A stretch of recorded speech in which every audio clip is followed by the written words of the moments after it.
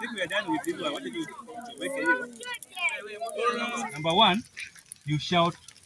You alert people shouting fire, fire, fire au moto, moto, moto. Umeelewa? Yes. Once umeona fire mahali. Number two, you run to the gong, ile fire gong. Then you ring it. Okay? Yes. Number three, you notify mwalimu ambaye atakuwa karibu na wewe jue kuna moto. Most importantly, you must make sure you are very calm, because people wanapata injuries or death because of ile kupanic. Once you panic, you start running helter-skelter, wengine wanaanguka. Mkishaanguka ndio hiyo na kukanyagia juu, what we call stampede.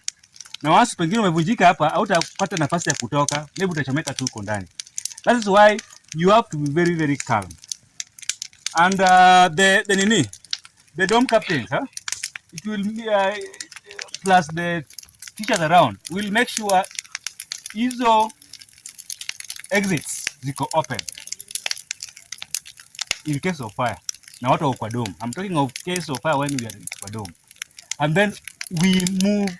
Uja moto wa dome, sio ile moto inakuja mara moja, ina nini pole pole. So we move calmly mkitoka nje. Mkishatoka nje, munaenda kwa fire assembly points. We are doing some 2 fire assembly points pale kwa dome ya wasichana na kwa dome ya vijana. So once you are there, mshafika hapo wote. Remember, the teacher atakuwa amecall the relevant authorities, that is watu wa firefighting wakuje kama kwa around.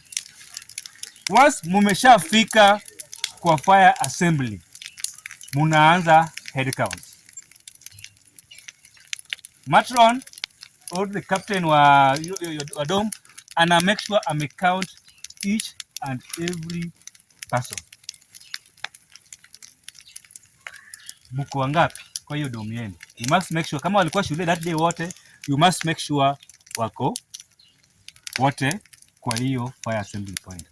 Remember, don't run back going to get your properties, because that alone is dangerous. You might go there like you realize kuna msichana alienda ku save sister yake huko ndani. Yeah, okay, it was very heroic. Alimtoa lakini yeye akabaki akakufa huko ndani. But in this case we're talking of properties. Don't rush back going to save property.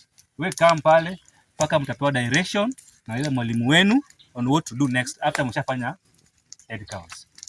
Remember, fire safety